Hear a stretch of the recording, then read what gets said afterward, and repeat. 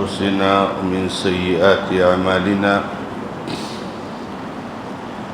من يهده الله فلا مضل له ومن يضلل فلا هادي له وأشهد أن لا إله إلا الله وحده لا شريك له وأشهد أن محمدًا عبده ورسوله صلى الله تعالى عليه وآله وسلم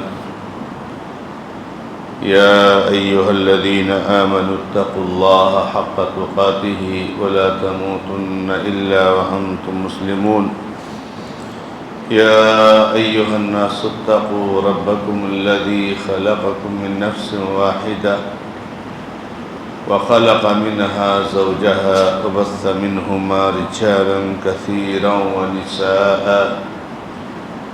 واتقوا الله الذي تساءلون به والأرحام إن الله كان عليكم رقيبا يا أيها الذين آمنوا اتقوا الله وقولوا قولا سديدا يصلح لكم أعمالكم ويغفر لكم ذنوبكم ومن يطع الله ورسوله فقد فاز فوزا عظيما أما بعد فإن خير الحديث كتاب الله وخير الهدي هدي محمد صلى الله تعالى عليه وآله وسلم وشر الأمور محدثاتها وكل محدثة بدعة وكل بدعة ضلالة وكل ضلالة في النار أعوذ بالله من الشيطان الرجيم بسم الله الرحمن الرحيم إنه من يشرك بالله فقد حرم الله عليه الجنة ومأواه النار وما للظالمين من أنصار وقال النبي صلى الله تعالى عليه وآله وسلم فيما صح عنه ثنتان موجبتان قيل وما الموجبتان يا رسول الله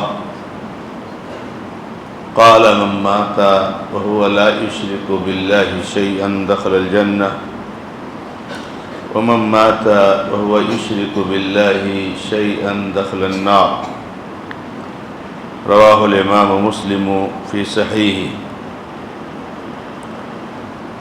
معزز اور معقر دینی اور ملی بھائیوں، بزرگوں، نوجوان دوستوں اور میری ماں اور بہنوں، آج رمضان کے آخری عشرہ کی پہلی طاق رات ہے، جن راتوں کے بارے میں رسول اللہ صلی اللہ علیہ وسلم نے یہ بتایا ہے کہ ان میں سے کوئی ایک رات لیلۃ القدر ہوتی ہے،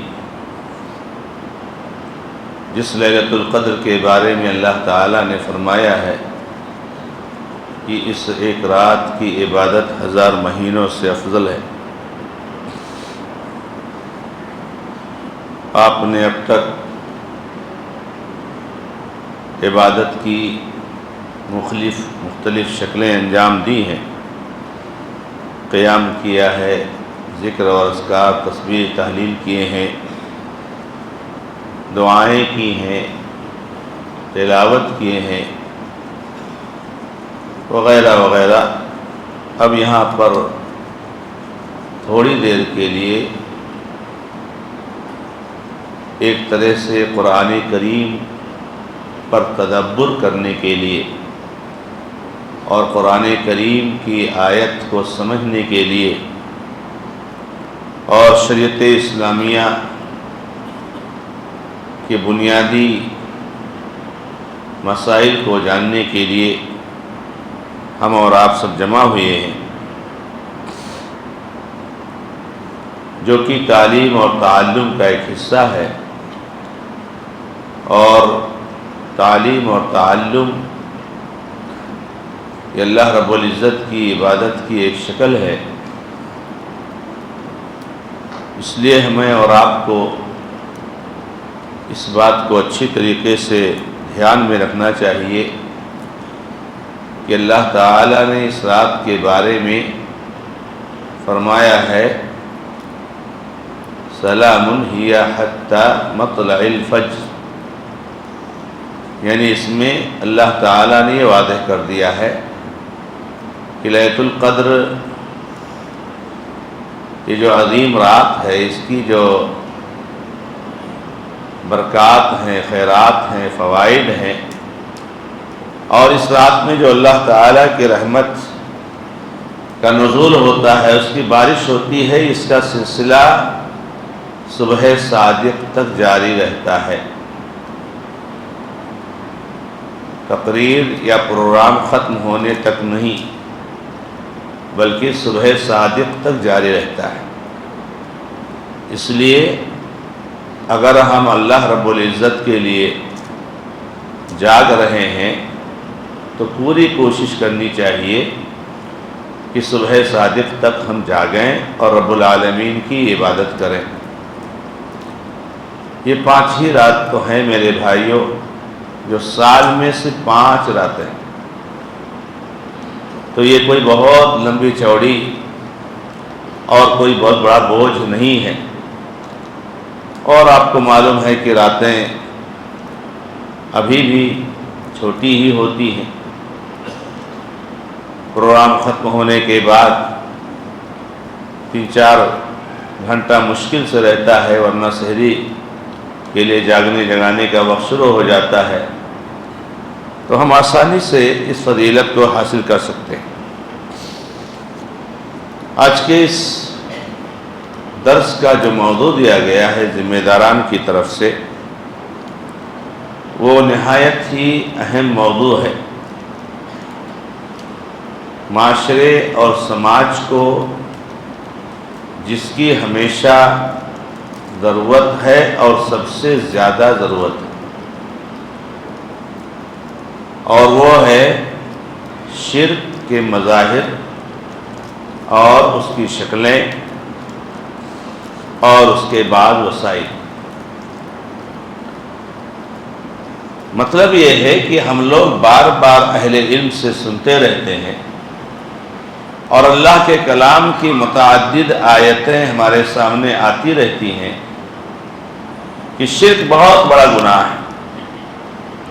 ابھی جیسے میں نے ایک آیت تلاوت کی، انہ من یشرک باللہ فقد حرم اللہ علیہ الجنہ، جو اللہ تعالیٰ کے ساتھ شرک کرے گا، اللہ رب العزت نے اس کے اوپر جنت کو حرام کر دیا ہے، یعنی وہ کبھی بھی جنت میں نہیں جا سکتا ہے۔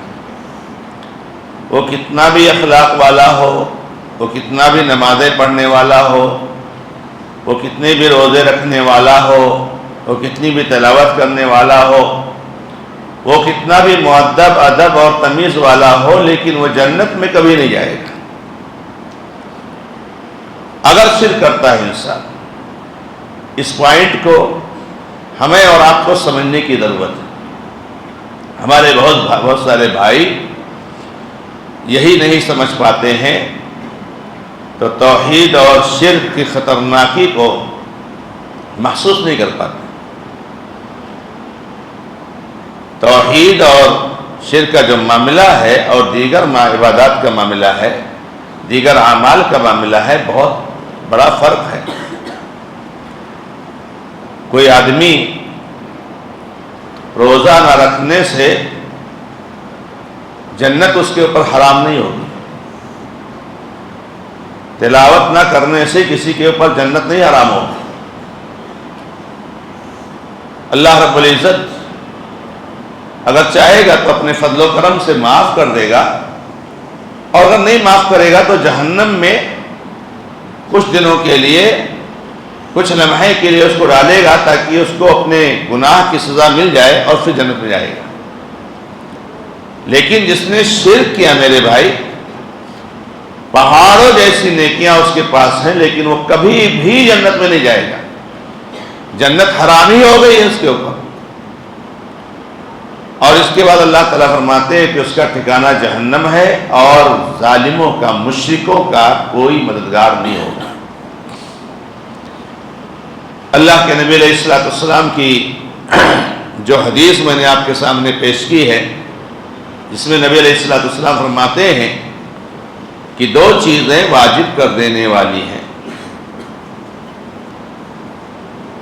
ایک تو یہ کہ جو آدمی مر گیا اور اس نے اللہ تعالی کے ساتھ شرک نہیں کیا، وہ جنت میں جائے گا ہی جائے گا، بھلے دیر سویر، گرتے پڑتے، لیکن جائے گا، لازمی طور سے جائے گا۔ لیکن جو آدمی مر گیا اس حال میں کہ اس نے اللہ تعالی کے ساتھ کچھ بھی شرک کیا، تو وہ جنت میں نہیں جہنم میں جائے گا، اور پہلے دن سے جائے گا۔ ایسا بھی نہیں کہ چلو بھائی شرک کرتا تھا لیکن نمازی بہت تھا، لیکن تلاوت بہت کرتا تھا، لیکن روزے بڑی پابندی سے رکھتا تھا۔ جیسے آج دنیا میں بہت سارے لوگ ہیں، تو جسے سمجھ میں آتی نہ بات کہ جیسے وہ جو موحد ہے اس نے گناہ کیا تو اللہ تعالیٰ اس کو جہنم میں ڈال کے سزا دے گا، تو اس نے جو نیکیاں کیا ہے تو چلو کچھ دن کے لیے جنت میں داخل کر دیں، پھر جہنم میں لائے۔ نہیں، جنت میں انٹری نہیں ہے مشرکوں کی،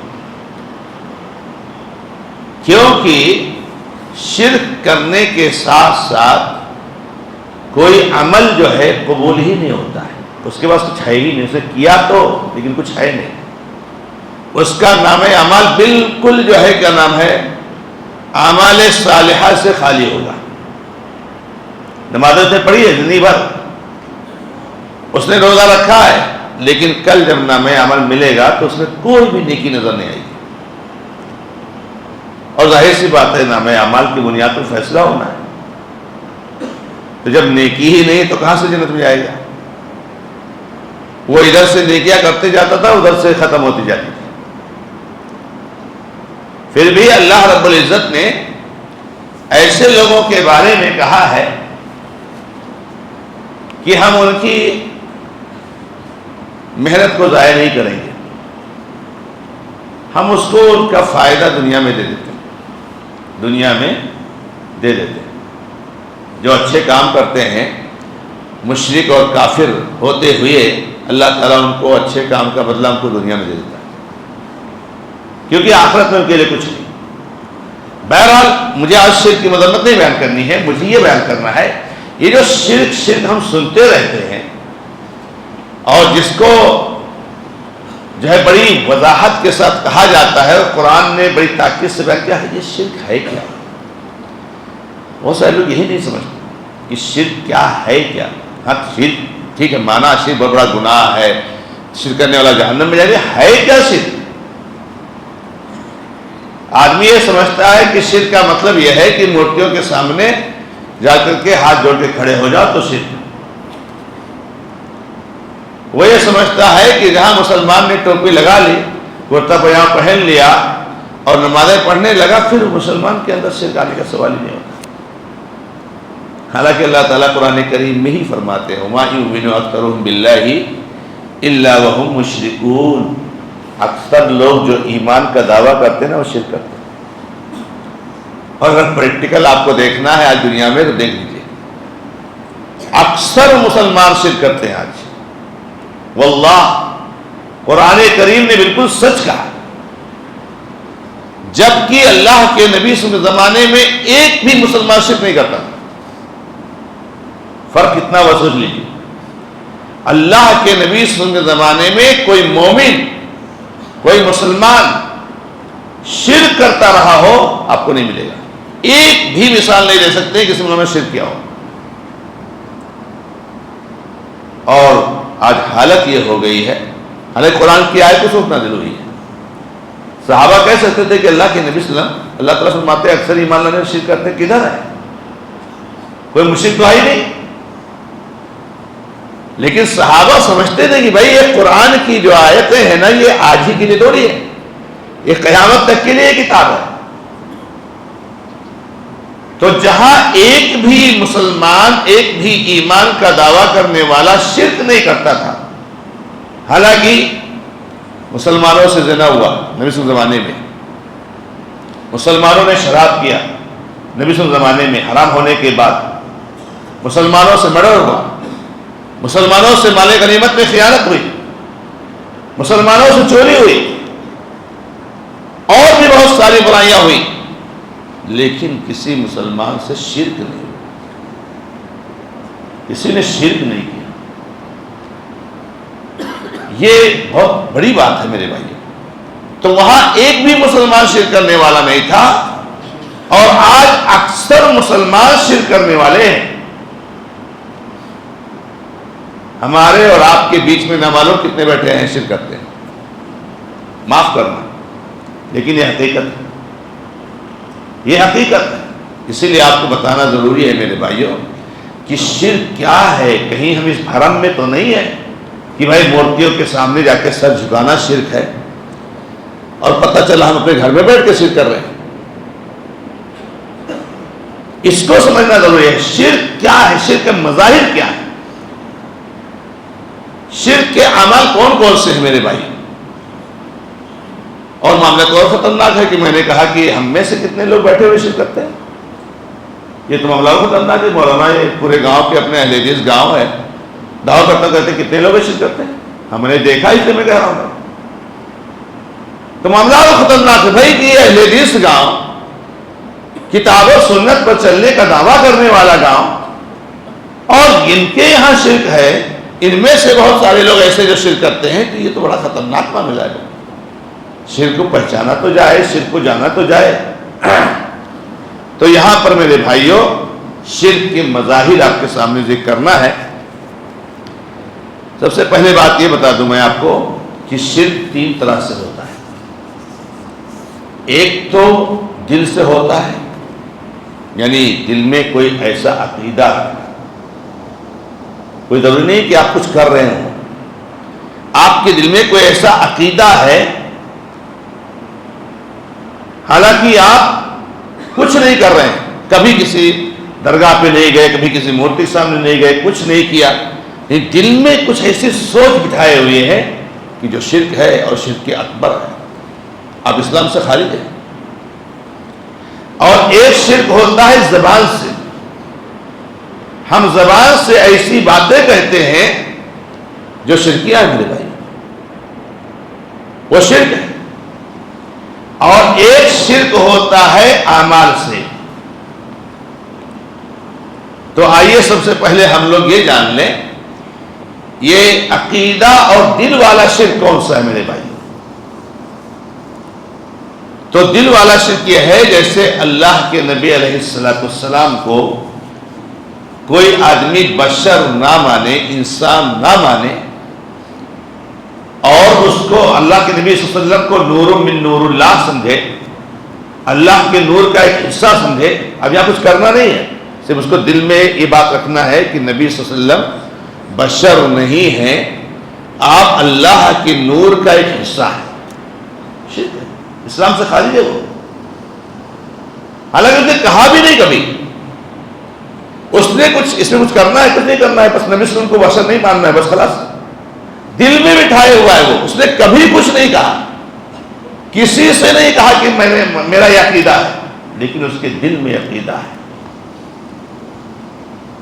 اب بتائیے، آپ سوچئے کہ کتنے ایسے لوگ ہیں کہ جو مشرک ہیں عقیدے کے اعتبار سے، اور ہم لوگ نہیں جانتے، ہم لوگ نہیں جانتے، ہمارے بیچ میں رہتے ہیں،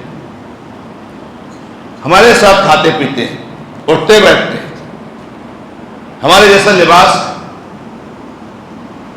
کیونکہ اللہ کے نبی علیہ السلام کے بارے میں اللہ تعالیٰ نے فرمایا ہے اور اعلان کرنے کے لیے کہا ہے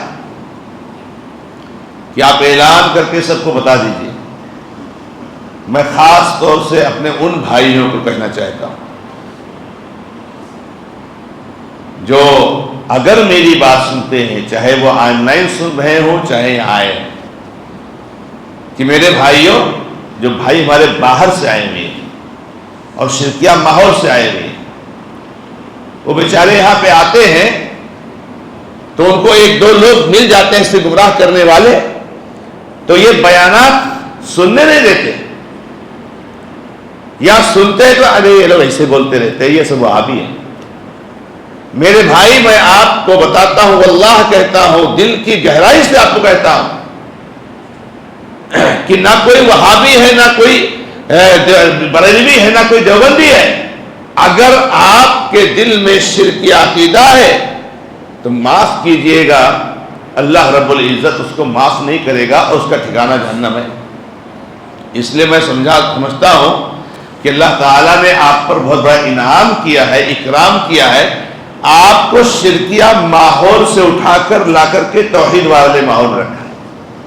یہ بھی اللہ کی بہت بڑی نعمت ہے، بہت بڑی نعمت ہے میرے بھائی، کہ بتاؤ ایک آدمی شرکیہ ماحول میں پڑھا بڑھا اور اب بڑا ہو گیا، شادی ہو گئی، بچے ہو گئے، تو اللہ نے اس کو اٹھا کر کے توحید والے عقیدے میں لے آئے۔ اب اگر وہ اسی ماحول میں رہتا تو کبھی اسے آنکھ کھولنے کا موقع ملتا؟ اللہ نے اس کو پہنچایا کہ آنکھ کھول لو، کس دنیا میں ہو، کہاں ہو، کیا کر رہے ہو۔ یہ اللہ کی بڑی نعمت ہے میرے بھائی۔ اور اگر انسان اس ماحول کو پا کر کے واپس جاتا ہے لیکن پھر وہ اپنی اصلاح نہیں کرتا ہے، تو میں سمجھتا ہوں کہ اللہ رب العزت نے اس کو حجت قائم کر دیا۔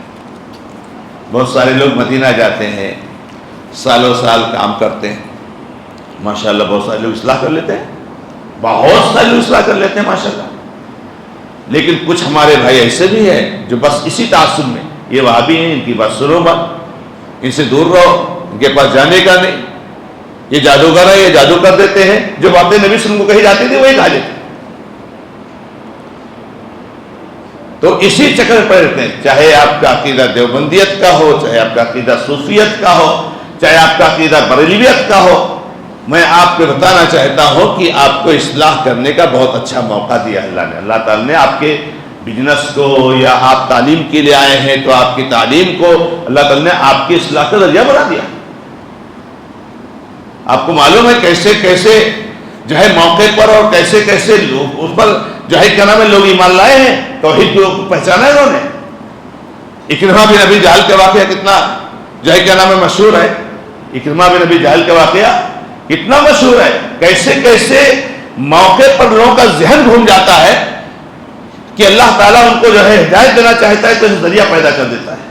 کشتی میں سفر کر رہے تھے، وہ بھی مکہ سے بھاگ کے جا رہے تھے، اکرمہ بن ابو جہل کے لڑکے اپنے باپ ہی کی طرح تھے، بہت غصہ تھا ان کو، توحید والوں کے خلاف بالکل بہت غصہ تھا، تعصب، چھوڑ کر مکہ جاتے میں جا رہا ہوں۔ جب چھوڑ کر مکہ جانے لگے تو بیچ میں کہیں کشتی پہ سوار ہوئی، اب کشتی ان کی جو ہے ہمارے پھنس گئی، موج اور تھپیڑوں کے بیچ میں آ گئی۔ تو کشتی کے ملاح نے کہا کہ بھائی ابھی دیکھو ود سوائے وہ سے حکومت پکارو، منات اور لات عزا کو چھوڑ دو، ابھی اگر بچنا ہے تو اللہ کو پکارو۔ ہم لوگ پھنس چکے ہیں، اب اس وقت کوئی بابا کام نہیں آئے گا، اب اس وقت جو کام آئے گا وہ صرف اللہ رب العزت کی ذات ہے۔ اس کو اللہ نے قرآن کریم میں کہا بھی ہے کہ جب کشتی میں سوار ہوتے ہیں اور ان کی کشتی جب پھنستی ہے تو یہ لوگ اللہ تعالیٰ کو صرف پکارتے ہیں، بس یا اللہ تو ہی بچا سکتا ہے، کوئی نہیں بچا سکتا ہے، تو ابھی کسی کو مت پکارو، ابھی صرف اللہ کو پکارو، جب جائیں گے اپن پار ہو جائیں گے تب پھر بھلے پکاریں گے۔ ارے میرا دماغ ہو گیا یہ کیا؟ ارے بھائی جب یہ مصیبت میں اللہ ہی بچا سکتا ہے تو بغیر مصیبت کے تو اللہ تعالیٰ اور بچا لے گا، ہم کو کیا ضرورت ہے کسی کی؟ وہاں سے واپس آئے اور اللہ کے نبی علیہ السلام کے پاس گئے، اسلام قبول کر لیا، ابو جہل کا بیٹا صحابی بن گیا۔ تو میرے بھائیوں بہت سارا ایسا ذریعہ بن جاتا ہے، اس لیے تعصب کو ختم کر دیجئے۔ اس امت میں کوئی فرقہ نہیں میرے بھائیوں، فرقے مت بناؤ اللہ کے بندو، توحید کا مسلک ہی ایک مسلک ہے، سنت کا مسلک ہی ایک مسلک ہے۔ اگر کہیں آپ بھٹک گئے ہیں توحید و سنت کے مسلک سے، واپس آ جائیے، گھر واپسی کرا لیجئے اپنی، ہم سب کا گھر توحید ہے، ہم سب کا گھر سنت ہے، ہمارا گھر شرک نہیں ہے، ہمارا گھر بدعت نہیں ہے۔ شرک اور جو ہے کفر کو چھوڑ کر کے تو ہم نے لا الہ الا اللہ محمد رسول اللہ کا اقرار کیا ہے۔ اگر محمد رسول اللہ کا اقرار کرنے کے بعد، لا الہ اقرار کرنے کے بعد بھی شرک کریں گے، فائدہ کیا ہے؟ اگر ایسے ہی کام چلتا تو مکہ والوں سے اللہ کے نبی علیہ السلام نے جب کہا کہ قولوا لا الہ الا اللہ تفلحوا، لا الہ کہہ دو کامیاب ہو جاؤ۔ اگر ایسے ہی ہوتا کہ لا الہ کہہ دو بس خلاص، اب اس کا شرک نہیں آتا خلاص، جیسے بہت سارے لوگ کہتے ہیں ارے لا الہ کہتے ہیں کہاں شرک وہاں پر، مکہ والے کہہ دیتے ہیں۔ کہا نہیں بھائی، یہ تو لا الہ الا اللہ کہنے کا مطلب یہ ہے کہ سارے معبودوں کو چھوڑنا پڑے گا۔ تو دیکھو، دماغ میں، دل میں کوئی ایسا عقیدہ جو توحید کے منافی ہے، جبکہ اس میں آپ کو کچھ نہیں کرنا ہے، ایسے بہت سارے ہمارے بھائی ہیں اللہ کے نبی علیہ السلام کو عالم الغیب مانتے ہیں۔ یہ معمولی چیز نہیں ہے۔ چلو بھائی، نماز میں آپ نے ناف کے نیچے ہاتھ باندھ دیا، میں نے سینے پر باندھ دیا، سنت کے خلاف ہے، چلو ٹھیک ہے، لیکن سنت کے خلاف یہاں معاملہ شرک اور کفر کا مسئلہ ہے۔ اللہ تعالیٰ نے وہاں پر فرمایا تھا کہ آپ اعلان کر دیجئے لوگوں، قل انما انا بشر مثلکم یوحی الی انما الہکم الہ واحد۔ سورہ کہف کی آخری آیت پڑھو، ہر جمعہ کو پڑھتے ہو نا؟ نہیں پڑھتے ہو لیکن ترجمہ نہیں پڑھتے ہو، اور اسی لیے مولانا تم کو ترجمہ پڑھنے سے منع کرتے کہ مت پڑھو، ورنہ یہ آیت کا ترجمہ جس دن پڑھ لو گے نا توحید پہ جاؤ گے فوراً۔ کیا معنی کیا ہے؟ بے شک میں تمہارے جیسا انسان ہوں۔ یہ قرآن ہے بھائی، یہ کوئی معمولی چیز ہے کیا؟ کسی امام کو فتویٰ ہے کیا؟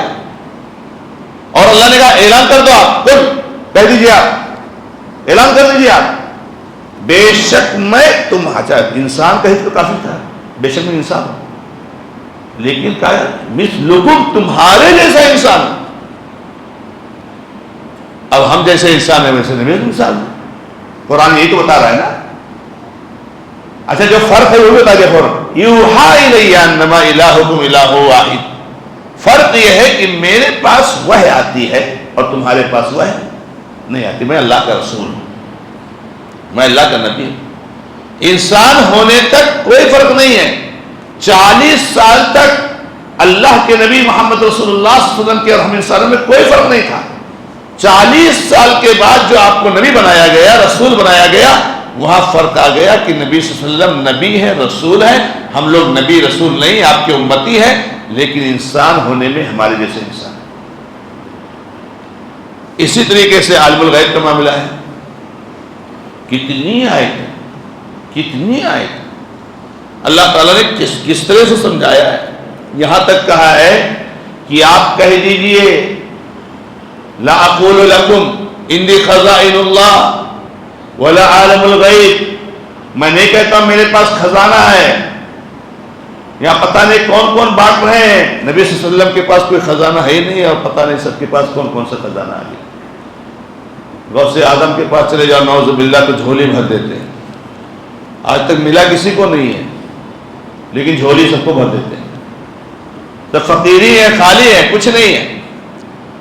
کہتے لا اقول لکم انی عالم الغیب، میں کہہ رہا ہوں کہ میں تم سے نہیں کہتا میرے پاس خزانے اور نہ میں غیب جانتا ہوں۔ اور سمجھایا وَلَوْ كُنْتُ أَعْلَمُ الْغَيْبَ لَاسْتَكْثَرْتُ مِنَ الْخَيْرِ وَمَا مَسَّنِيَ السُّوءُ، اگر مجھے غیب معلوم ہوتا تو میں تو بھلائیاں ہی جمع کر لیتا، مجھے تکلیف کیوں پہنچتی؟ میری چہیتی بیوی پر تہمت لگایا گیا، 1 مہینہ تک میں پریشان تھا۔ صحابہ کرام سے علی رضی اللہ تعالیٰ عنہ اور دیگر صحابہ سے مشورہ کیا کہ عائشہ کو طلاق دے دوں، کیا کروں؟ اتنے الجھن میں تو نبی علیہ السلام غیب جانتے تو پہلے دن فیصلہ، جھوٹ ہے، کذاب ہے عبداللہ بن ابی نے سارا پلاننگ کیا ہے، کچھ نہیں۔ 1 مہینہ جا کے کہتے عائشہ غلطی ہو گئی ہے تو اللہ سے استغفار کر لے، عائشہ غلطی ہو گئی ہے تو اللہ سے معافی مانگ لے۔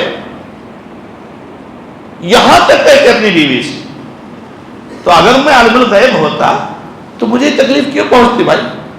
میرے 70 صحابہ کرام جو بڑے بڑے علماء تھے، جو بڑے بڑے قراء تھے، عقل اور روینا کے قبیلے کے لوگ آئے، کہا کہ ہم لوگ نئے نئے مسلمان ہوئے ہیں، ہمارے یہاں کچھ بھیج دیجئے قاریوں کو جو ہم کو قرآن سکھا دے، دین سکھا دے۔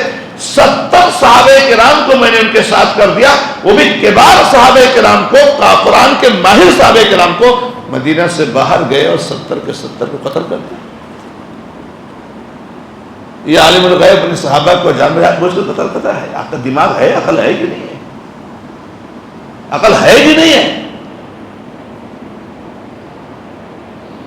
تو کہیں بہرحال بہت تفصیل میں جانے کی ضرورت نہیں۔ تو دیکھیے میرے بھائیو، ایسے ہی کوئی یہ عقیدہ رکھے کہ اللہ کے نبی صلی اللہ علیہ وسلم ہماری پکار سنتے ہیں۔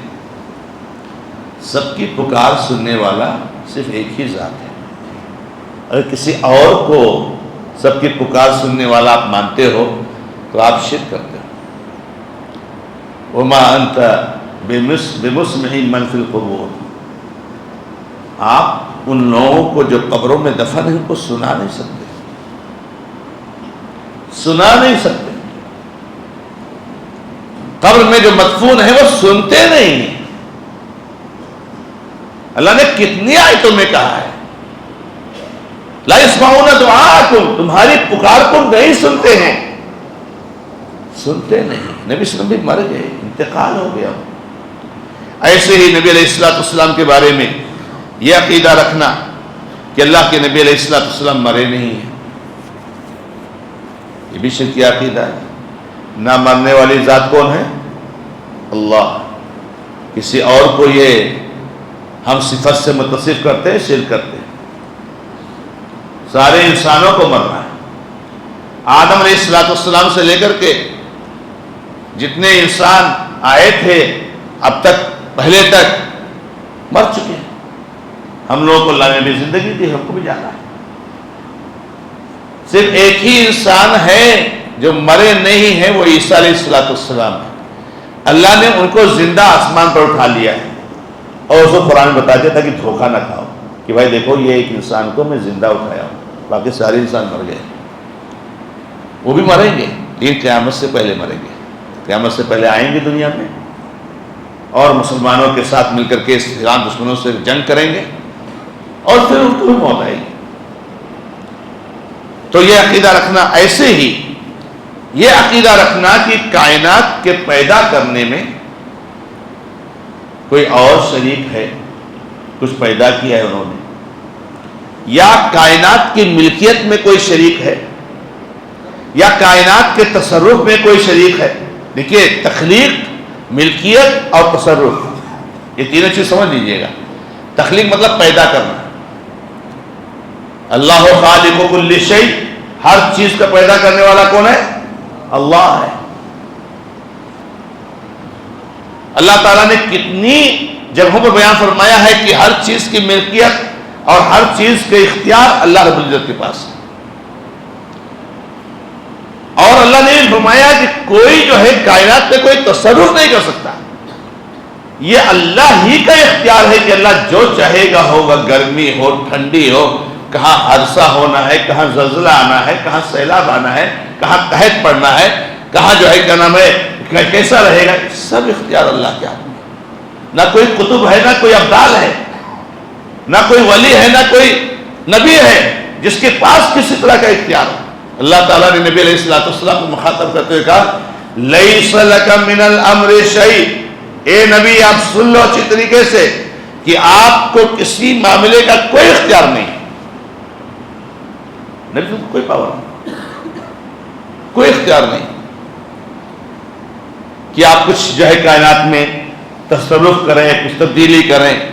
تو یہ عقیدہ رکھنا، اسی طریقے سے کوئی آدمی یہ عقیدہ رکھے کہ یہ جو لوگ جاتے ہیں ولیوں کی درگاہ قبروں پر اور ان کے سامنے سر جھکاتے، تو اس میں کوئی حرج نہیں، کوئی حرج نہیں۔ حالانکہ جاتا نہیں کبھی، یہ کبھی نہیں جاتا، لیکن چلے گئے تو کیا مسئلہ ہے؟ یہ بھی مشرک ہے۔ آپ یہ یاد رکھیے، اس کا عقیدہ شرک کیا، یہ گیا تو کبھی نہیں لیکن اس کو درست سمجھتا ہے، اس کا عقیدہ ہے کہ یہ صحیح ہے۔ تو یہ کچھ مثالیں میں آپ کو دیا ہوں میرے بھائیو، بات بہت لمبی ہو جائے گی، بہت تفصیل میں جائیں گے، کہ کہنے کا مطلب یہ ہے کہ اگر آپ کے دل میں کوئی عقیدہ ایسا ہے جو اللہ رب العزت کے ربوبیت کے، اللہ رب العزت کے الوہیت کے، اللہ رب العزت کے اسماء و صفات کے کسی طریقے سے خلاف ہے، اس کے تقاضے خلاف ہے، تو آپ نے شرک کیا۔ جیسے کہ یہ کچھ مثالیں آپ کے سامنے آئیں۔ اس کے بعد ایک شرک ہوتا ہے قولی۔ قولی مطلب زبان سے شرک ہے۔ بولتے جو ہمیں نا بہت سوچ سمجھ کے بولا کرو، بہت سے الفاظ ہم شرکیہ بول جاتے ہیں۔ ان میں سے ایک ہے جیسے غیر اللہ کی قسم کھانا۔ غیر اللہ کی قسم کھانا یہ معاشرے میں کبھی کبھار نظر آتا ہے، میں نہیں کہتا ہوں ہمارے گاؤں میں نظر آتا ہے، لیکن کبھی کبھار دیکھنے کو ملا ہے مسلمانوں میں۔ دو چیز لوگوں کی قسم کھاتے ہیں لوگ زیادہ، بلکہ 3 لوگ۔ ایک تو بیٹے کی قسم، معصوم بچہ ہے، اور ایک ماں کی قسم، اور ایک ولی، کسی درگاہ کسی پیر فقیر کی قسم۔ یہ قسم زیادہ کھائی جاتی ہے، ماں کی قسم۔ ماں سے بڑھ کے کوئی نہیں ہے، ماں کی قسم کھاتا ہوں۔ کل یا پرسوں ہی میرے سامنے ایک ایسا منظر آیا، مطلب یہ سوشل میڈیا کے ذریعے، کہ کوئی اس میں کہہ رہا ہے کہ کوئی اپنے بیٹے کی قسم جھوٹ نہیں کھا سکتا، میں نے بیٹی کی قسم کھا کر کے دیتا ہوں کہ میں نے ایسا نہیں کیا۔ غیر اللہ، اللہ کے علاوہ جتنے بھی ہیں، چاہے وہ نبی ہوں، چاہے وہ رسول ہوں، چاہے وہ ولی ہو، چاہے پیر ہو، فقیر ہو، ماں ہو، باپ ہو، استاد ہو، کوئی بھی ہو، کسی کی قسم کھانا جائز نہیں ہے۔ اللہ رب العزت نے نبی علیہ السلام کے ذریعہ ہمیں تعلیم دی ہے، من حلف بغیر اللہ فقد اشرک، جس نے اللہ کے علاوہ کسی اور کی قسم کھائی اس نے شرک کیا۔ یہ قولی شرک ہے، بول رہے زبان سے۔ ہم نہ مانتے نہیں ہیں کہ یہ میری ماں اللہ کے درجے میں نہیں مانتا، ماں کو ماں ہی مان رہا ہے، لیکن قسم کھا رہا ہے کہ ماں کی عزت بہت زیادہ ہے۔ تو اسی طریقے سے قولی قسم میں ایک قسم یہ بھی ہے کہ بہت سارے لوگ ایسے کہہ دیتے ہیں کہ آپ جو چاہیں اور اللہ جو چاہے، آپ جو چاہیں اور اللہ جو چاہیں، یہ شرکیہ جملہ ہے، ایسا کبھی مت کرو۔ یا کبھی بہت سارے لوگ ایسے کہتے ہیں ارے آپ جو چاہیں وہ ہوگا، تو یہ تو اور زیادہ شرکیہ ہے۔ یا تو اللہ کو بھول ہی گئے، اللہ کو ہم بھول ہی گئے۔ اللہ کے نبی علیہ السلام کے پاس ایک آدمی آئے اور انہوں نے کچھ باتیں کرتے کرتے نبی علیہ السلام کو کہا ما شئت یا ما شاء اللہ ما شئت، اللہ جو چاہے اور آپ جو چاہیں۔ تو نبی صلی اللہ علیہ وسلم کیا کہا جانتے ہو؟ کہ اجعلتنی للہ ندا، تو نے اللہ کا مجھے شریک بنا دیا۔ یہ کیسے تو نے کہہ دیا کہ آپ جو چاہیں اور اللہ جو چاہے؟ ارے بھائی اللہ جو چاہے وہی ہوگا، میں کون ہوتا؟ میں جو چاہوں وہ ہو ہی نہیں سکتا، ہو ہی نہیں سکتا، کوئی کسی کتنے بڑے پوسٹ پر ہو۔ اللہ جو چاہے، تو نبی صلی اللہ علیہ وسلم نے فرمایا کیا تو نے مجھ کو شریک بنا دیا اللہ کا؟ قل ما شاء اللہ وحدہ، تو صرف یہ کہا کہ جو اللہ چاہے تنے تنہا۔ اور بعض نصوص کی بنیاد پر اہل علم نے اس میں اتنی گنجائش کا تذکرہ کیا ہے کہ اگر کوئی یہ کہے کہ اللہ کے بعد اگر آپ چاہیں تو یہ کام ہو جائے گا، جیسے کوئی کالج کا پرنسپل ہے، کوئی کام ہے آپ کا، تو اللہ کے بعد انشاءاللہ آپ چاہیں گے تو ہو جائے گا، کیونکہ پرنسپل ہے، وہ وہاں کے معاملات کو دیکھتا ہے۔ اللہ کے بعد اللہ چاہے گا تو اس کے بعد اللہ کے ساتھ نہیں، اللہ کے بغیر نہیں۔ اسی طریقے سے میرے بھائیوں یہ بھی ہم لوگ ایک جملہ کہہ دیتے ہیں کہ اگر اللہ نہ ہوتا اور آپ نہ ہوتے تو حالت تو بہت خراب ہو جاتی، معاملہ کچھ اور ہوتا۔ نہیں، غلط ہے۔ اگر اللہ نہ ہوتا، اللہ کی مدد نہ ہوتی، اور پھر آپ نہ آ جاتے، اور پھر آپ نہ آ جاتے، مان لو کوئی حادثہ ہو گیا، گاڑی کا بیچارہ کوئی زخمی ہو گیا اور کوئی نہیں وہاں پر، سنسان ہے، وہ تڑپ رہا ہے، کوئی ہاسپٹل لے جانے کے لیے بھی نہیں ہے، اسی میں کوئی آدمی آ گیا تو کہتا ہے آدمی کہ اللہ کے بعد اگر آپ نہ آتے تو حالت کچھ اور ہی ہوتی۔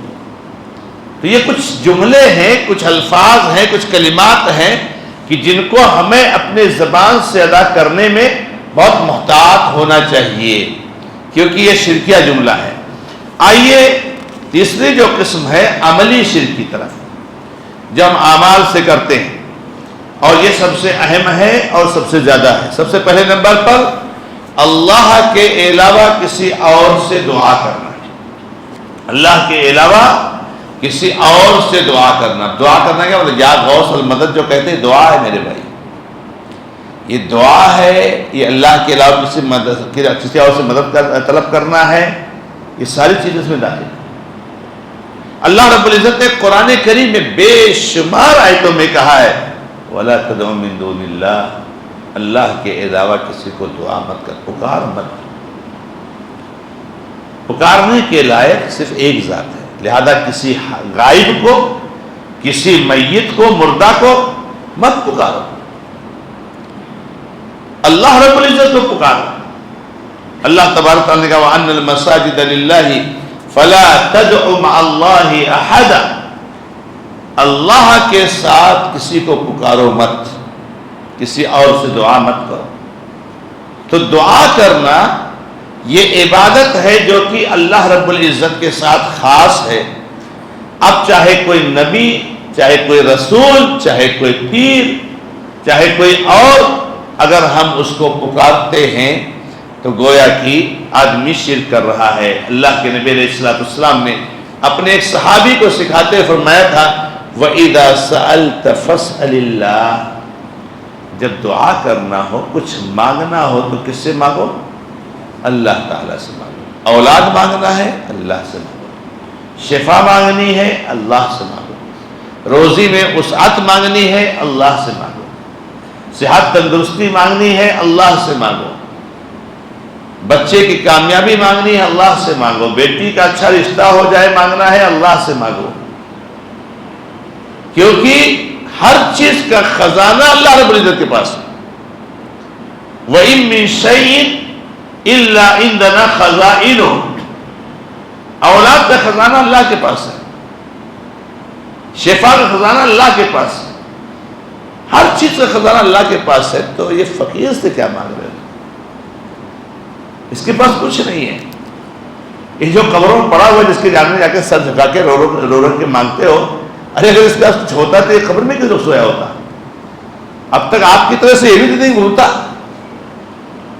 کون چاہتا ہے موت کو؟ کتنا بھی کوئی نیک ہو تو زندہ تو رہنا ہر کوئی چاہتا ہے۔ زندہ رہنے کے لیے نامعلوم کتنی تدبیریں کرتے ہیں کہ کتنی زندگی مل جائے، ایک سانس اور مل جائے، ایک دن اور مل جائے۔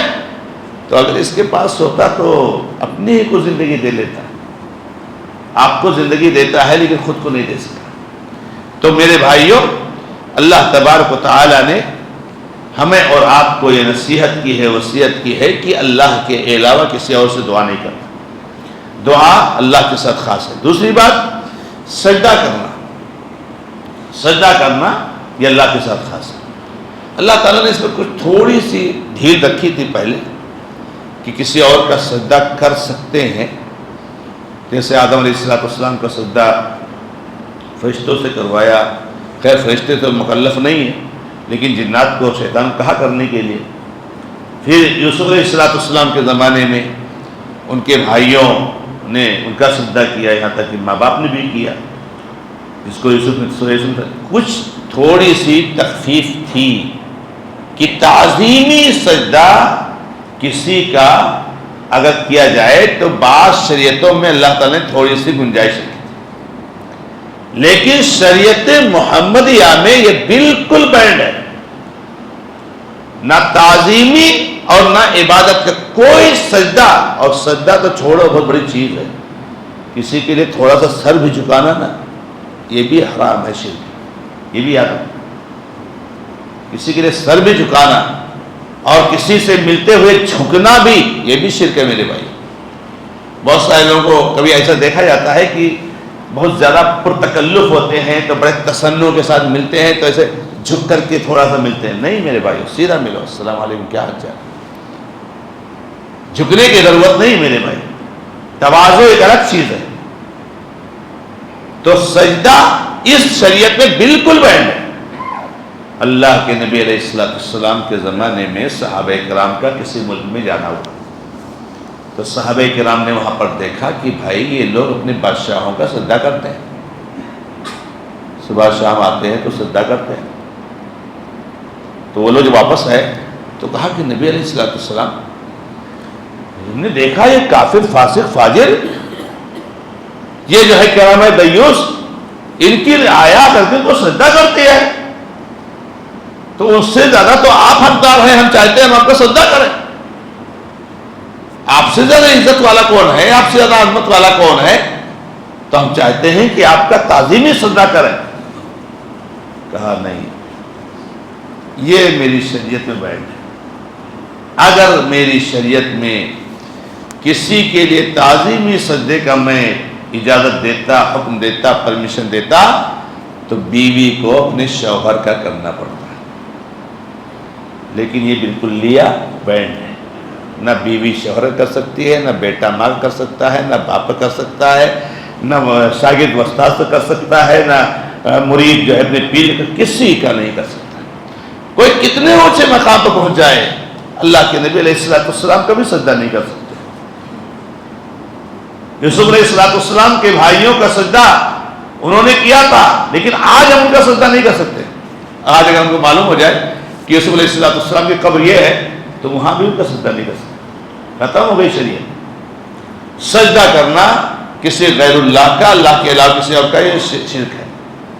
اس لیے کبھی کسی درگاہ پر، کسی قبر پر قطعی طور سے میرے بھائی سجدہ نہ، دھڑلے کے ساتھ سجدے ہو رہے ہیں۔ اب تو قبر چھوڑو، ارے دجال شیطان لوگ زندہ بیٹھے رہتے ہیں اور آ کر کے لائن لگا کر کے ہماری مائیں اور بہنوں کو سجدہ کرتے ہیں۔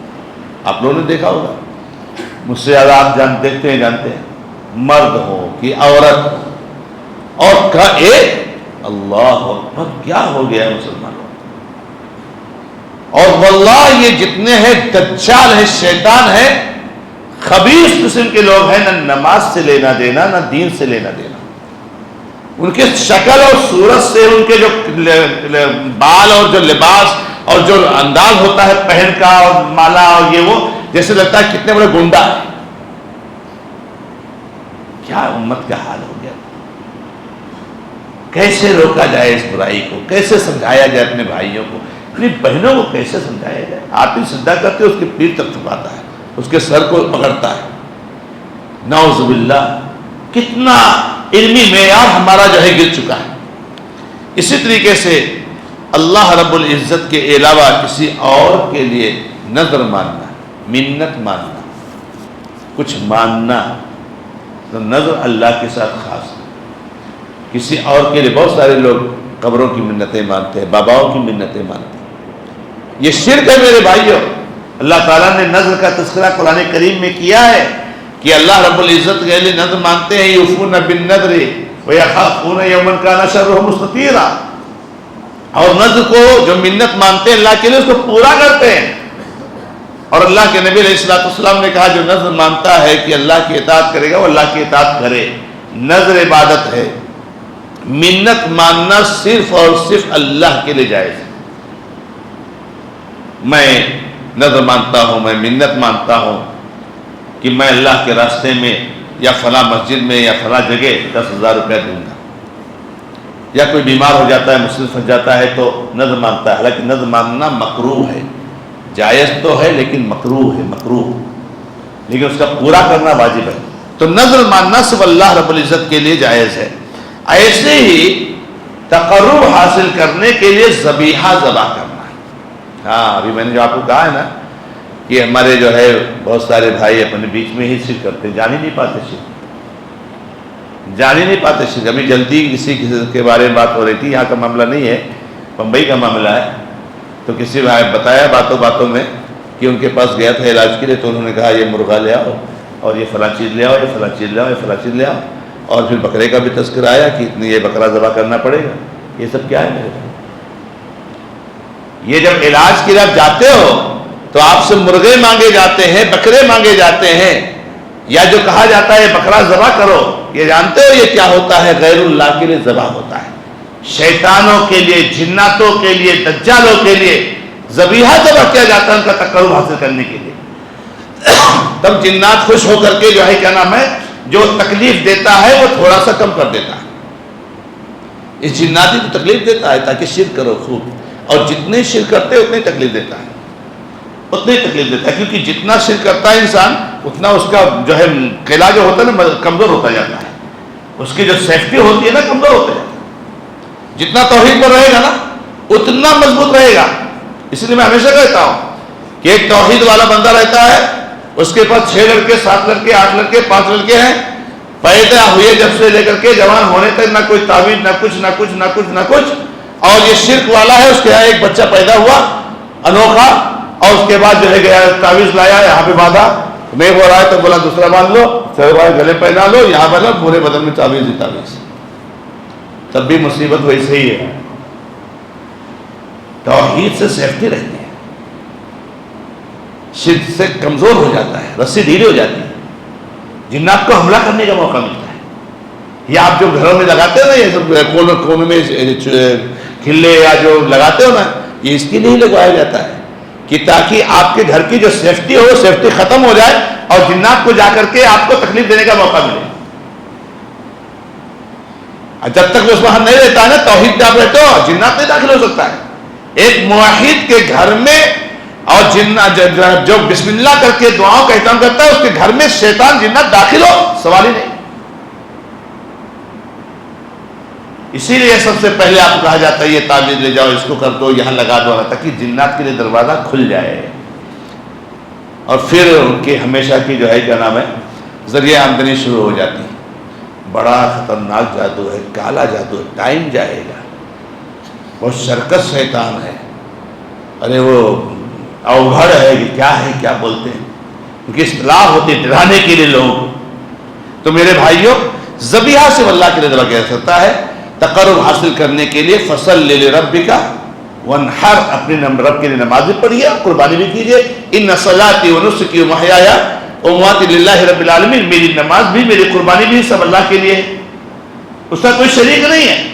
تو کسی درگاہ، کسی ولی، کسی پیر، کسی نبی، کسی رسول کے نام پر ذبیحہ ذبح نہیں کیا جا سکتا ہے، نہ ان کے نام پر ذبح کیا جا سکتا ہے، نہ ان کے درگاہوں پر ذبح کیا جا سکتا ہے، نہ ان کے قبروں کے پاس ذبح کیا جا سکتا ہے، یہ شرک ہے۔ ایسے ہی باباؤں کے پاس آنا، اور بیٹی کی شادی ہے تو بابا جی کون سا تاریخ زیادہ مبارک ہوگا، پتہ نہیں مہور کیا بولتے ہیں اس کو، جو مبارک دن ہے، تو وہ بتاتا ہے ڈیٹ دیکھ کر کے، یا اپنی قسمت معلوم کرتے ہیں، میرا کیا ہوگا، میں کیسے کماؤں گا، میرے کتنے لڑکے ہوں گے۔ یہ جو لوگ آتے ہیں شرک، یہ شرک کی اکبر، اسلام سے خارج ہو جاتا ہے انسان، آنا ہی اسلام سے خارج ہو جاتا ہے، وہ مانو نہ مانو، اور تصدیق کرنا اور مصیبت ہے۔ اللہ کے نبی علیہ الصلوۃ والسلام فرماتے ہیں من اتی عرافا و کاہنا فصدقہ بما یقول فقد کفر بما انزل علی محمد صلی اللہ علیہ وسلم، اس نے ڈائریکٹ اللہ کے نبی صلی اللہ علیہ وسلم کی شریعت کا انکار کر دیا، کیونکہ ہر چیز کا علم جاہی کرام ہے ہونا، یہ سب اللہ رب العزت کے ساتھ خاص ہے۔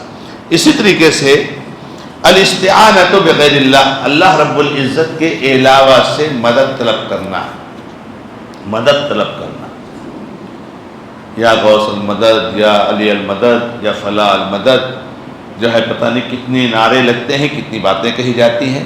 میرے بھائیوں، یہ شرک ہے، اللہ کے علاوہ کوئی مدد نہیں کر سکتا ہے۔ رب العالمین نے ہمیں اور آپ کو ادب سکھایا ہے سورہ فاتحہ میں، ایاک نستعین، ہم صرف تجھ ہی سے مدد طلب کرتے ہیں، صرف تجھ ہی سے مدد طلب کرتے ہیں، کسی اور سے نہیں۔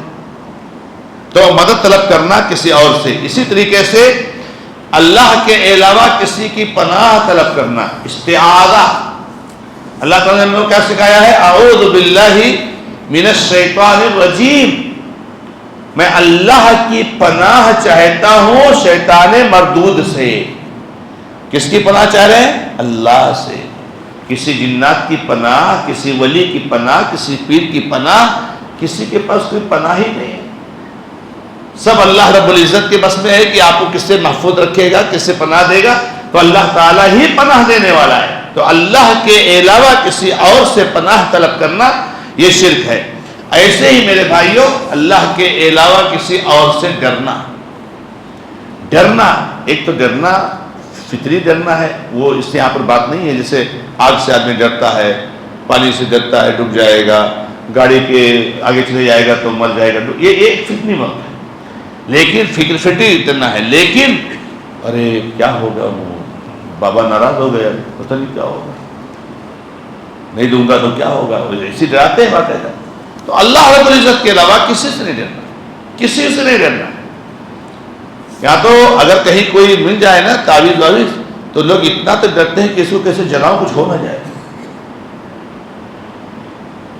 اگر کہیں درگاہ مل جائے توڑنے کے لیے تو ہاتھ ہی مٹائیں گے کہ بھائی کچھ ہو جائے گا۔ اگر درگاہ مل جائے موقع توڑنے کے لیے، سب سے پہلے توڑنے کا، اور بہت بڑی سعادت ہے، مصیبتیں ہوں گی نا وہ بھی ختم ہو جائیں گی، کیونکہ آپ نے توحید کو قائم کیا ہے۔ شرکی اڈے جو ہے مل جائے توڑنے کے لیے، پہلا کام کرنے کا، پہلا کوشش کرو کہ سارا آپ ہی توڑو۔ تو شرکیہ تو یہ ڈرو مت، وَخَافُوا فَلَا تَخَافُوهُمْ وَخَافُونِ إِن كُنتُم مُؤْمِنِينَ، ان سے مت ڈرو، مجھ سے ڈرو اگر ایمان والے ہو، اگر توحید والے ہو تو مجھ سے ڈرو۔ ڈرنا کس کو ہے؟ صرف اللہ رب العزت سے ڈرنا ہے، باقی کچھ نہیں کوئی کر سکتا ہے۔ اللہ رب العزت نہ چاہے تو کوئی کچھ نہیں کر سکتا ہے میرے بھائیوں۔ اسی لیے تو نبی علیہ الصلوۃ والسلام نے ہمیں عقیدہ سکھایا ہے۔ اسی طریقے سے امید رکھنا، یہ بھی عبادت ہے۔ امید صرف اور صرف اللہ رب العزت سے رکھی جا سکتی ہے، کسی سے کوئی امید نہیں ہے، کسی سے کوئی امید نہیں ہے۔ اللہ رب العزت سے امید رکھو۔ آپ کے روزی کا معاملہ ہے، آپ کی صحت کا معاملہ ہے، آپ کی بیماری کا معاملہ ہے، آپ کی بچی کی شادی کا معاملہ ہے، بچے کی پڑھائی کا معاملہ ہے، امید اللہ سے رکھو، اس سے لو لگاؤ، اس سے امید رکھو کہ بچی کا اچھا رشتہ وہی دینے والا ہے، بچے کو کامیابی دے گا آپ کو پڑھائی میں، بچے کو جو ہے کیا نام ہے صحت تندرستی دے گا۔ تو اللہ رب العزت سے امید کرنا، ایسے ہی بھروسہ کرنا، بھروسہ اللہ کے علاوہ کسی اور پر کرنا ہے شرک۔ وَعَلَى اللَّهِ فَلْيَتَوَكَّلِ الْمُتَوَكِّلُونَ، اور کتنی آیتوں میں اگر مومن ہو تو صرف اللہ پر بھروسہ رکھو۔ کوئی معاملہ ہو جائے نا تو اللہ پر بھروسہ رکھیے، آپ وسائل اختیار کیجئے اپنی کامیابی کے لیے، اپنی نفع کے لیے، اپنی شر سے حفاظت کے لیے، وہ وسائل اختیار کیجئے، لیکن بھروسہ اللہ تبارک و تعالیٰ پر ہونا چاہیے۔ وسائل اختیار کرنا، بہت سارے لوگ وسائل کے بغیر بھروسہ کرتے ہیں، وسائل کے بغیر بھروسہ نہیں ہو سکتا، وسائل کے بغیر بھروسہ نہیں ہو سکتا ہے۔ اللہ کے بندو، وسائل اختیار کرنے کے بعد بھروسہ۔ آپ کو تو واقعہ بار بار سنتے ہیں، اللہ کے نبی علیہ الصلوۃ والسلام کے پاس ایک صحابی آئے اور انہوں نے کہا نبی علیہ الصلوۃ والسلام میں اللہ تعالیٰ پر بھروسہ کیسے کروں، کس طریقے سے کروں، کیا اپنے اونٹ کو باندھ کر کروں یا چھوڑ کر کروں؟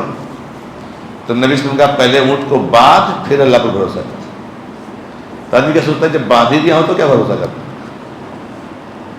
باندھ ہی دیا ہو اب کیا بھروسہ، تو باندھا ہوا کہاں جائے گا، ہاں باندھا ہوا نہ معلوم کتنے چلے جاتے ہیں۔ تو باندھ کر کے بھروسہ رکھو، بمبئی جانا ہے گاڑی پر بیٹھو، اللہ پر بھروسہ کرو، اللہ پہنچانے والا ہے، گاڑی پر بھروسہ نہیں ہے۔ بیٹھا تو ہوں گاڑی پر کیونکہ یہ ظاہری وسیلہ ہے، لیکن اس پر بھروسہ نہیں ہے، یہ تو کہیں بھی پلٹ جائے گی، کہیں بھی پنچر ہو جائے، کہیں کچھ بھی ہوگا، کیا ہو جائے، آگ لگ جائے، کیا بھروسہ کس پر ہے؟ اللہ تعالیٰ۔ تو بھروسہ اللہ رب العزت پر ہونا چاہیے، وسائل کو استعمال۔ اگر ہم نے کسی اور چیز پر بھروسہ کیا یہ شرک ہے میرے بھائیوں۔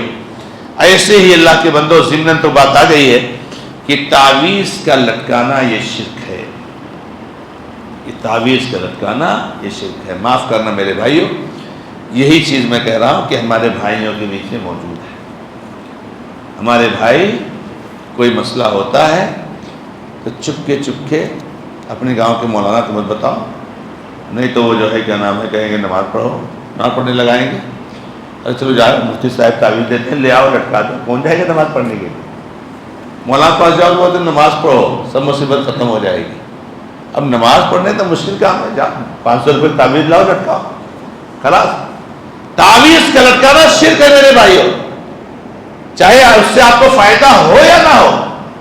آپ یہ دلیل مت پیش کرنا کہ تعویذ جو ہے کیا نام ہے لایا مجھے فائدہ ہوا، تو یہ دلیل مت پیش کرنا. اللہ کے نبی علیہ السلام نے اپنی زبان سے کہا ہے من تعلق تمیمۃ فقد اشرک، جو تعویذ لٹکایا اس نے شرک کیا.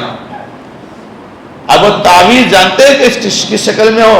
عام طور سے لوگ سمجھتے تعویذ جو گلے پہنتے ہیں ہاتھ پہ باندھتے ہیں. نہیں میرے بھائی، ہر وہ چیز جس کو ہم رکھیں یا گاڑیں یا لٹکائیں یا پہنیں اس نیت سے کہ ہم کسی مصیبت سے بچ جائیں گے یا کوئی مصیبت آئی سے چھٹکارا پا جائیں گے یا کوئی نفع حاصل ہو جائے گا، یہ تعویذ ہے. یہ تعویذ ہے.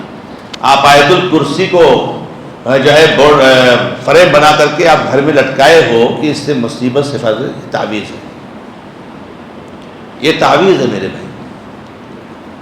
آپ چاروں کل جو لٹکائے ہو اپنے گھر میں اور آپ کی نیت ہے کہ اس سے مصیبت سے بچتے، تعویذ ہے. خانہ کعبہ کے دروازے کا جو اس کی شکل کا ملتا ہے فریم، وہ آپ لا کے لٹکائے ہو کہ اس سے مصیبت سے بچ جائیں گے، تعویذ ہے میرے بھائی.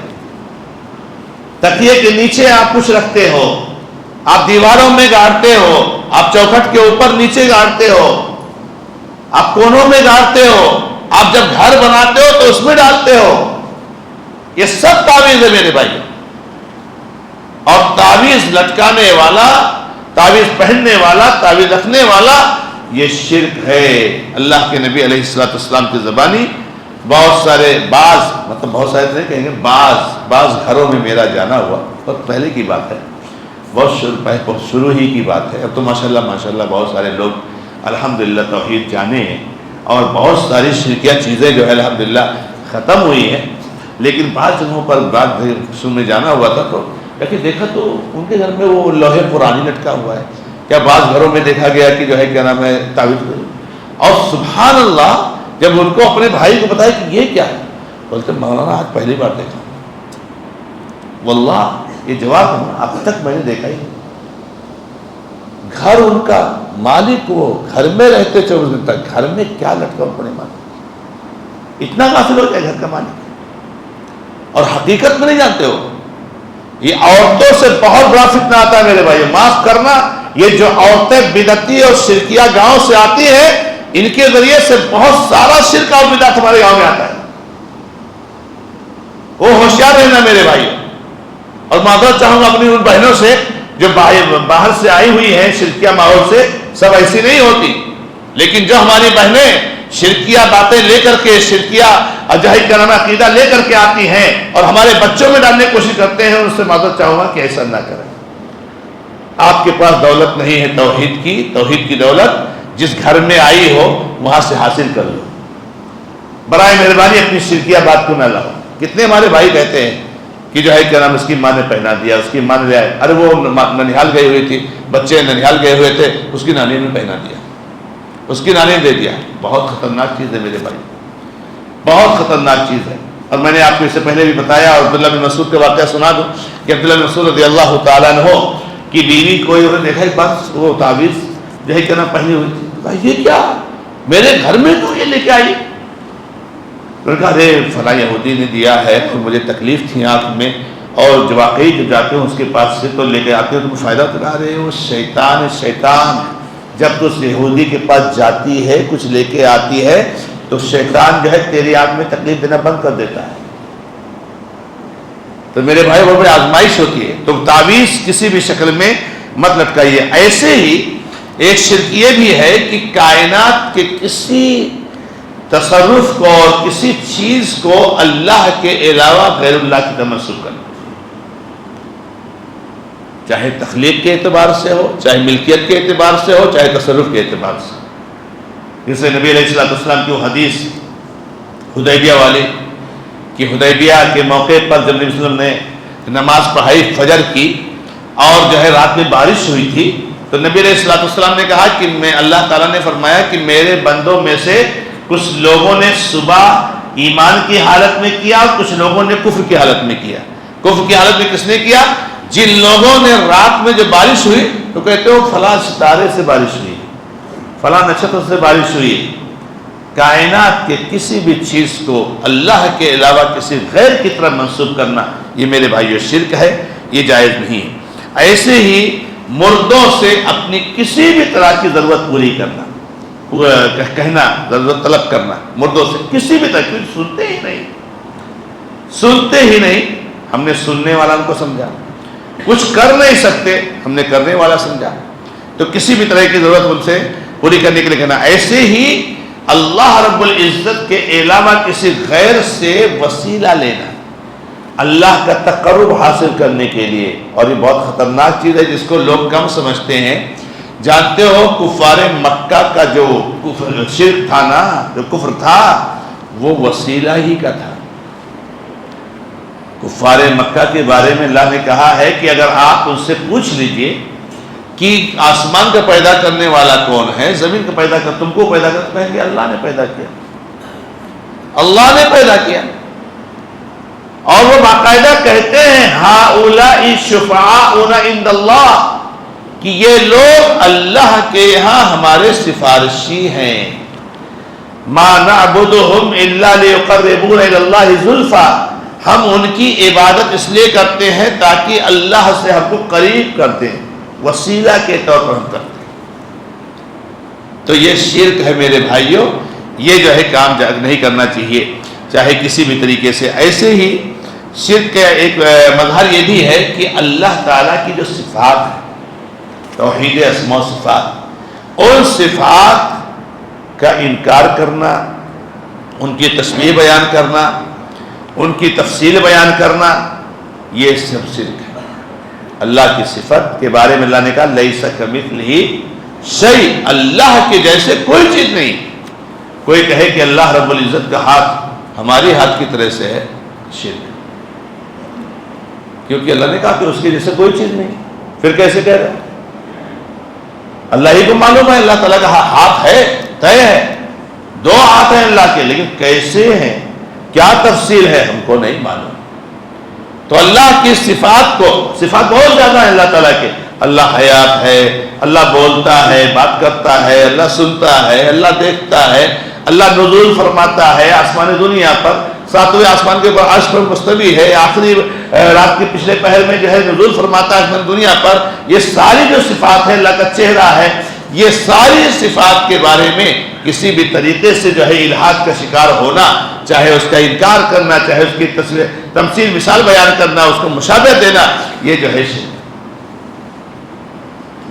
یہ دیوبندی جو عقیدہ ہمارے معاشرے اور سماج میں چلتا ہے، اور میں آپ کو بار بار دیوبندی کا تذکرہ کرتا ہوں اس لیے خاص طور سے کہ میرے بھائیوں، جتنے بھی ہمارے معاشرے اور سماج میں حنفی اور شافعی بھائی ہیں، سب دیوبندی، یہ سب دیوبندی.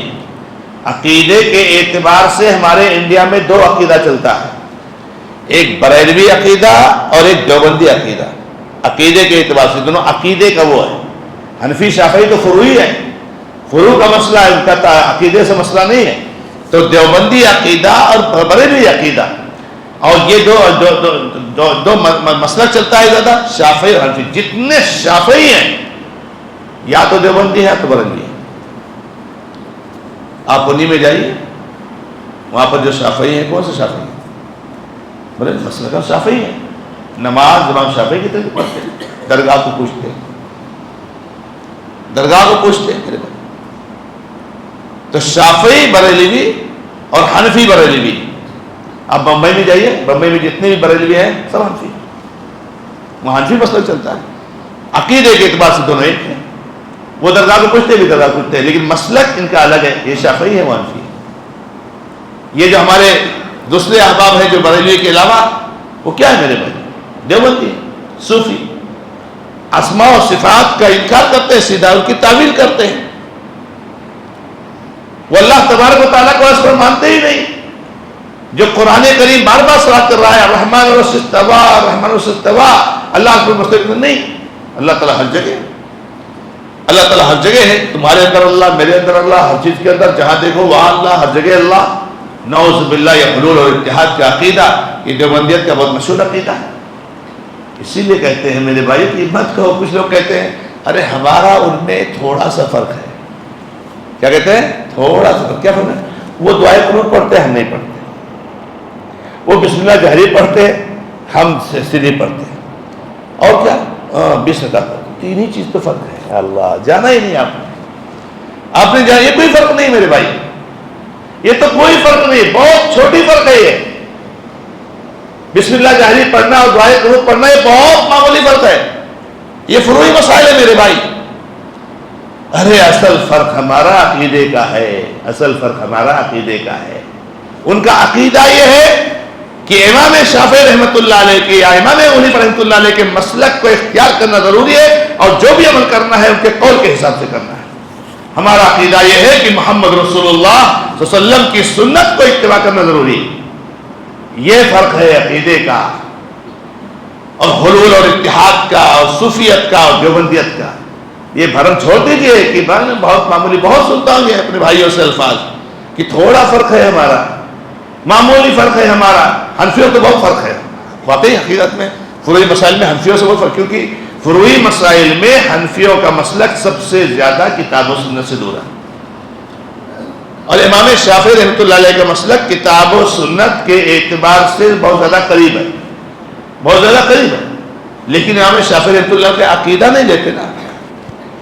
عقیدہ لے لے تب کہا جائے گا کہ ہاں تھوڑا فرق ہے، لیکن عقیدہ نہیں لیتے ہیں. عقیدہ دیوبندیوں کا لیتے ہیں، صوفیوں کا لیتے ہیں. اسی لیے شافعی ہے، صوفی ہے، شافعی ہے، دیوبندی ہے. تو میرے کہنے کا مطلب یہ ہے کہ میرے بھائی صفات کا جو مسئلہ ہے اللہ تعالیٰ کی بہت خطرناک چیز ہے میرے بھائیوں. اللہ تعالیٰ بار بار کہ اللہ تعالیٰ عرش پر مستوی ہے، اور آپ اللہ تعالیٰ کو عرش پر نہ مانیں. جبکہ امام ابو حنیفہ رحمۃ اللہ علیہ کہتے ہیں اگر کوئی بندہ کہتا ہے کہ مجھے معلوم نہیں ہے کہ اللہ تعالیٰ کہاں ہے، عرش پر ہے یا نہیں، تو وہ کافر ہے. امام ابو حنیفہ کا فتویٰ ہے. کہتے ہیں کیونکہ اللہ تعالیٰ نے کہا رحمان والعرش استویٰ، رحمان عرش پر مستوی ہے، رحمان عرش پر مستوی ہے. یہ سب چیزیں ہیں، عقائد کی باتیں ہیں. ان باریکیوں کو سمجھنے کی کوشش کیجئے، ہم اور آپ اس کو سمجھیں. اور نبی علیہ السلام کیا اس کا کتنا مقام تھا. آدمی کہہ رہا ہے کہ ہر جگہ موجود ہے اللہ تعالیٰ. آپ کے اندر، میرے اندر، ساری چیز میں اللہ ہی اللہ ہے. جو دکھ رہا ہے سب اللہ ہے. کتنا بڑا شرکی اور کفری عقیدہ ہے. نبی علیہ السلام کی کتنا مقام تھا کہ نبی علیہ السلام کے پاس جب ایک لوڈی کو لایا گیا کہ اس کے مالک اس کو آزاد کرنا چاہتے تھے، تو اس کے امتحان کو، ایمان کو چیک کرنے کے لیے نبی سے پاس لایا گیا. اور غالباً عبداللہ بن مسعود تھے. ایک تھپڑ مار دیا تھا لوڈی کو، بہت غصہ آئے تھے، تو ایک تھپڑ مار دیا تھا. تو نبی علیہ السلام نے ان کو جو ہے کیا نام ہے احساس دلایا. تو ان کو احساس ہوا تو آزاد کرنا چاہا. تو نبی صلی اللہ علیہ وسلم نے اس کے ایمان کو چیک کرنے کے لیے صرف 2 سوال کیا، صرف 2 سوال کیا بس. سب سے پہلا سوال کیا کیا؟ یہ نہیں کہ اللہ کتنے ہیں، اللہ کی عبادت نہیں کیے تو کیا ہو گیا. کیا کہا؟ این اللہ، این اللہ، اللہ کہاں ہے. توحید ربوبیت کو بھی چھوڑ دیا، توحید الوہیت کو بھی چھوڑ دیا. ڈائٹ کہاں ہے؟ توحید اسماء و صفات پر. این اللہ، اللہ کدھر ہے؟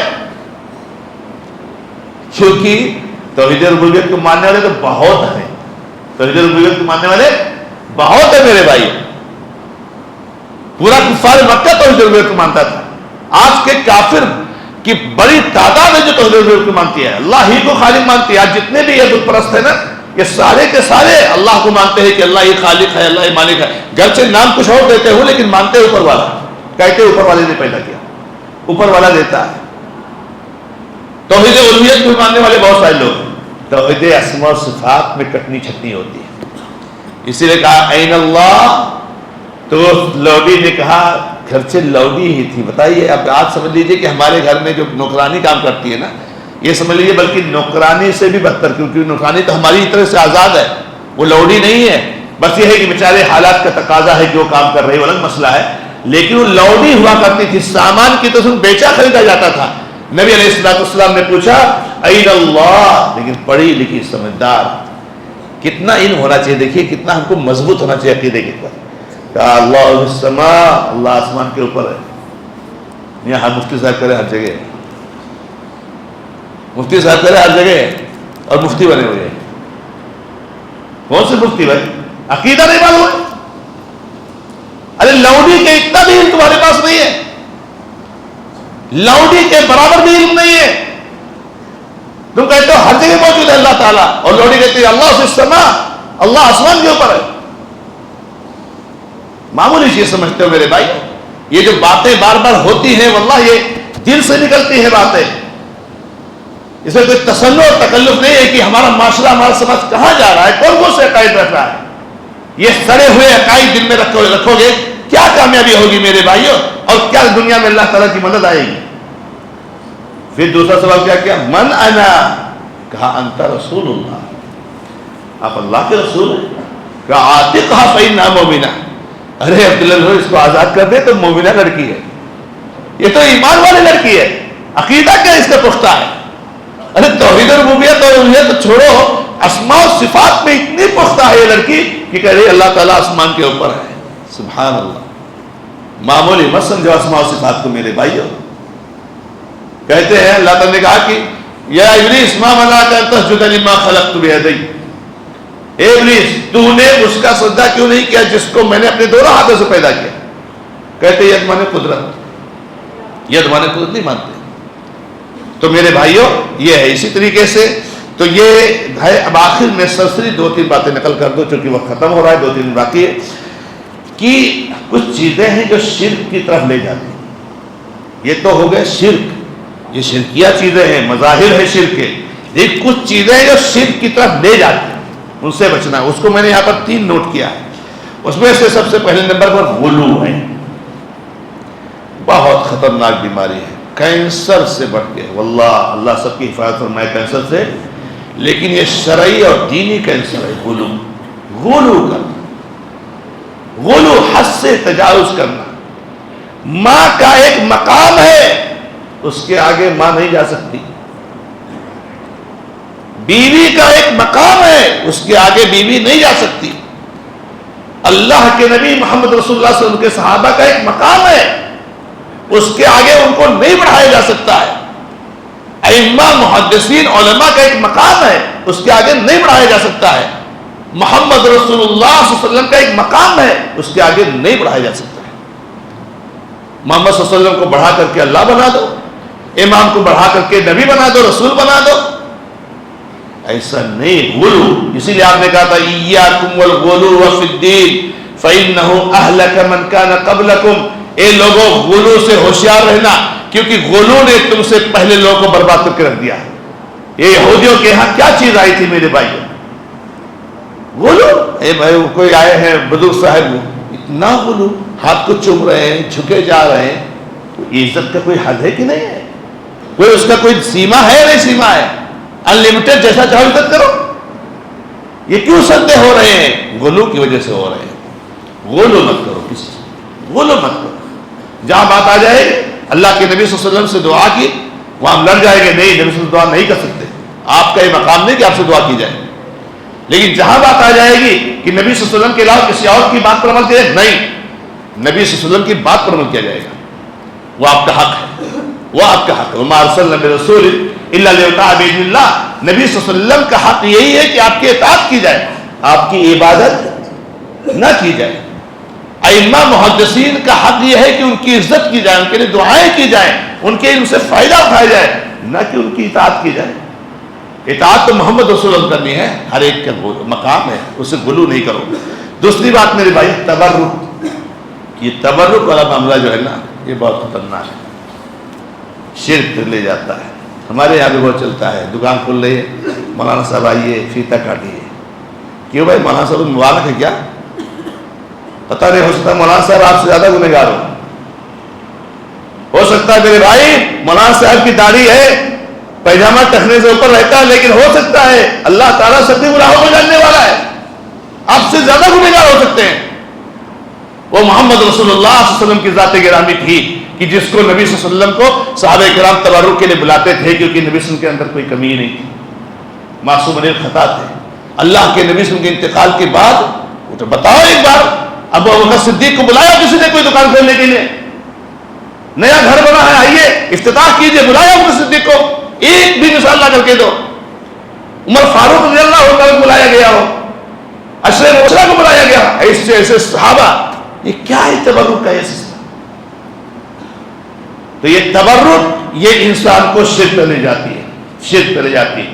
تبرک کہ قبروں کو چھوتے ہیں، اس پہ اپنے کپڑا رگڑتے ہیں، وہ ان کو شرک پہ پہنچاتی ہے۔ تو تبرک یہ خطرناک چیز ہے میرے بھائیوں۔ تبرک یہاں پر کیا ہے کہ آپ جو ہے جو شرعی ذریعہ ہے، شرعی طریقہ ہے، اس سے فائدہ اٹھائیے۔ اور تیسری چیز جو آخری بات ہے وہ یہ ہے کہ بعض بدعتیں بدعت ہیں لیکن وہ شرک لے جاتی، جیسے قبروں کو پختہ بنانا، یہ شرک نہیں ہے۔ قبروں کو پختہ بنانا یہ شرک نہیں ہے، یہ بدعت ہے، یہ حرام کام ہے، لیکن کہاں لے جائے گی؟ شرک تک پہنچا دے گی آپ۔ قبروں پر مالا چڑھا دینا یہ شرک نہیں ہے، لیکن یہ شرک تک آپ کو لے جائے گا۔ تو یہ وسائل ہیں۔ کیوں قرآن نے منع کیا، کیوں حدیث نے منع کیا؟ قبروں کو پختہ مت بناؤ، قبے مت بناؤ، گنبد مت بناؤ، ان کو جو ہے چراغاں مت کرو، ان کو چونا گچ مت کرو، ان پر تختیاں مت لگاؤ۔ کیوں؟ اسی لیے کہ اگر یہ چیزیں پائی جائیں گی تو شرک تک پہنچ جائے گا، اور شرک کا ذریعہ بہت بڑا ہے قبروں سے دور رہو، قبروں سے دور رہو، شرعی ہدایات کی روشنی میں قبروں کی زیارت کرو، باقی ان کو چھوڑ دو۔ ہمارے یہاں بھی کچھ لوگ جو ہے کیا نام ہے مردوں کو دفن کر کے آئے، ہر دوسرے تیسرے جا کے مٹی چڑھا کے آتے ہیں۔ کیا ضرورت ہے مٹی چڑھانے بھائی؟ کیا ضرورت ہے مٹی چڑھانے کی؟ کوئی ضرورت نہیں میرے بھائی۔ ارے ہاں کوئی نارمل سے ہٹ کے کہیں زیادہ دھنس گئی مٹی تو بات الگ ہے، تھوڑا ادھر ادھر مٹی ہوئی تو جا کر کے اچھا، اس سے کیا ہوتا ہے؟ پھر چاروں طرف اینٹ لگاتے ہیں کہ مٹی کھسکے نہ، یہ چاروں طرف اینٹ لگاتے ہیں، حرام ہے میرے بھائی، جائز نہیں ہے۔ کیوں لگاتے ہو چاروں طرف اینٹ؟ اس وقت تو ماشاءاللہ وہاں پہ سب رہتے ہیں علماء، تب اس وقت ایک اینٹ لگائیں گے، بعد میں گھر والے جا کر کے چاروں طرف اینٹ لگا دیں گے۔ حرام ہے کسی کے اوپر چاروں طرف اینٹ لگانا۔ ارے اسلام نے قبروں کو اس لیے اسے رکھا ہے کہ بھائی اس کو بوسیدہ ہونے دو، اس کا نشان ختم ہونے دو، تاکہ آگے پھر مردے دفن کیے جائیں گے۔ آپ جب پختہ بنا دو گے، اینٹ لگا دو گے تو سینکڑوں سال تک اس کا نشان ہی نہیں ختم ہوگا، تو مردوں کو کدھر دفن کیا جائے گا؟ مردوں کدھر دفن کیا جائے گا؟ اسلام کہتا ہے تختی مت لگاؤ، پختہ مت بناؤ، کوئی نشان مت بناؤ، ایک پتھر سے سر کے پاس رکھ دو بس۔ تو بہت زیادہ یہ ساری چیزیں کرنے سے بدعات انسان جو ہے شرک پہ جاتا ہے، اس لیے بچنا چاہیے میرے بھائیوں۔ تو بہرحال اللہ رب العزت سے میں اپنی بات کو ختم کرتے ہوئے دعا کرتا ہوں کہ میرے بھائیوں یہ شرک کے بعض مظاہر کا تذکرہ آج کے درس میں نے کرنا چاہا۔ اللہ رب العزت سے دعا ہے کہ رب العزت نے بہت بڑا ہمارے اوپر انعام کیا ہے، اکرام کیا ہے کہ اللہ تعالیٰ نے ہم سب کو شرک سے بچایا ہے۔ ضرورت ہے کہ ہم ان کو جانیں اور اپنے آپ کو بالکل یعنی سمجھ لیجیے نا کہ ایک باڈی گارڈ ہوتا ہے نا، ایک جیسے فوجی لوگ ہوتے ہیں، الرٹ رہتے ہیں کہ اپنے سرحد پر ملک پر کوئی حملہ نہ ہو جائے، ایسے الرٹ رہو میرے بھائی، الرٹ رہو۔ گناہوں سے میرے بھائیوں کوئی نہیں بچے گا، لیکن اپنے بچوں کو، اپنے گھر والوں کو، اپنی بیوی کو شرک سے بچاؤ، شرک سے بچاؤ۔ شرک سے بچ گئے انشاءاللہ تبارک تعالیٰ جنت میں جاؤ گے، لیکن جو ہے کہ ہمیں شرک اگر ہے تو جنت میں جانے کا راستہ بند ہو جاتا ہے۔ اس لیے الرٹ رہو، ہوشیار رہو میرے بھائی۔